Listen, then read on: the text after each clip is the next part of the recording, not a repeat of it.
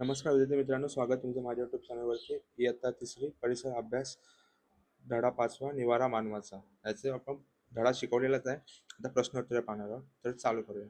एका जागी योग्य शब्द भरा. पहिला आहे ऊन, वारा, पाऊस, थंडी यापासून संरक्षणासाठी मानवाला निवाऱ्याची गरज असते. पहिल्या प्रश्नाचं उत्तर आहे निवाऱ्याची. दुसरं, लाकूड, माती, दगड, बांबू इत्यादी साहित्यापासून बनवलेले घरे डाळडाळ असतात. याचं उत्तर आहे कच्ची.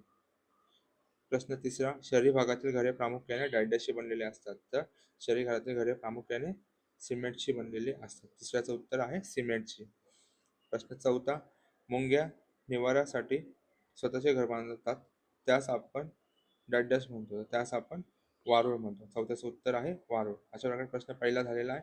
आता प्रश्न दुसरा, खालील चित्रांचे निरीक्षण करून चित्रातील घरे नैसर्गिक की मानवनिर्मित आणि कच्ची घरे की पक्की घरे याचं वर्गीकरण करायचं आणि योग्य रकान्यात खूण करायचं. तर पहिला आपला सुतार पक्षाचा आहे, तर नैसर्गिक घर आहे आणि ते कच्चे आहे. दुसरा, मानवाने बनवलेलं आहे म्हणून ते मानवनिर्मित घर आणि कच्चे घर आहे. तिसरा, बिल्डिंग आहे, ती मानवनिर्मित आहे आणि पक्के घर आहे. चौथा आहे वाघ, नैसर्गिक घर आहे आणि पक्के घर आहे. नंतर आहे बंगला दिलेला आहे, मानवनिर्मित घर आहे आणि पक्के घर आहे. पुढचा प्रश्न पाहूया. एका वाक्यात उत्तरे लिहा. पृथ्वीवरील प्रत्येक प्राण्याला राहण्यासाठी कशाची गरज असते? तर पृथ्वीवरील प्रत्येक प्राण्याला राहण्यासाठी निवाऱ्याची निवाऱ्याची गरज असते. तर हा र आहे, न वाटतं पण हा र आहे. पुढे, ग्रामीण भागातील घर बांधण्यासाठी कोणकोणते साहित्य लागते? तर ग्रामीण भागातील घर बांधण्यासाठी माती, लाकूड, कौले, झावळ्या, बांबू हे ग्रामीण घरात हे साहित्य लागते. ग्रामीण भागातील घर आहे, अशा प्रकारे हे घर बांधलेलं असतं.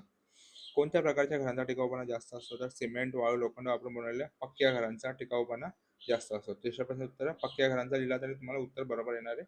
पक्क्या घरांचा टिकाऊपणा हा जास्त असतो. हे बघा, हे पक्कं घर आहे इथे.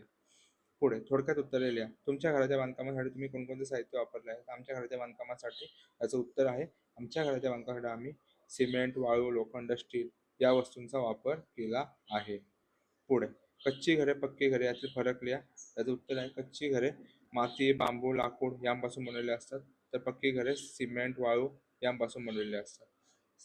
स्थानिक पातळीवर जे साहित्य भेटते त्यातून ही घरे बांधली जातात. कच्ची घरे, पक्क्या घरांचा कालावधी जास्त काळ टिकण्याचा असतो. कच्ची घरे जास्त काळ टिकत नाहीत. पक्की घरे अनेक मजली असू शकतात. हे बघा, हे कच्चं घर आहे, हे पक्कं घर आहे. तुम्हाला घर बांधायचे असेल तुम्ही कोणत्या साहित्याचा वापर करा? तर जर तुम्हाला आम्हाला घर बांधायचे असेल तर आधुनिक तंत्रज्ञानाचा वापर करून सिमेंट, वाळू, माती, स्टील, लोखंड या वस्तूंचा वापर करू. इथे सिमेंट, वाळू, माती, स्टील, लोखंड या वस्तू दिलेल्या आहेत.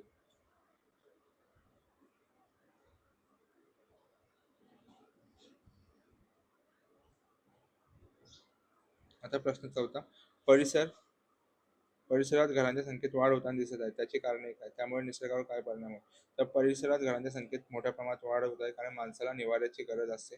ही गरज भागवण्यासाठी मानव निसर्गात जास्त प्रमाणात घरे बांधत आहे, त्यामुळे जागतिक तापमानात वाढ होत आहे. घरांचा कालावधी जास्त असल्यामुळे प्रदूषण होते. तिथली नैसर्गिक परिसंस्था आहेत त्या नष्ट होण्याच्या मार्गावर येत आहेत, सुरुवात होत आहे. खालील चित्रात घर बांधण्यासाठी कोणत्या वस्तूंचा वापर केला याची यादी करा.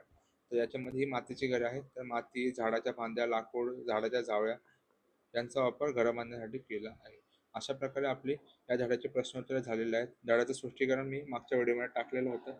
आता निवारा मानवाचे यातले प्रश्नोत्तरही टाकले आहेत. तुम्हाला व्हिडिओ आवडल्यास आपल्या चॅनलला सबस्क्राईब करा, व्हिडिओला लाईक करा, शेअर करा, कमेंट करा आणि जास्तीत जास्त मुलांपर्यंत आपले व्हिडिओ पोहोचवा.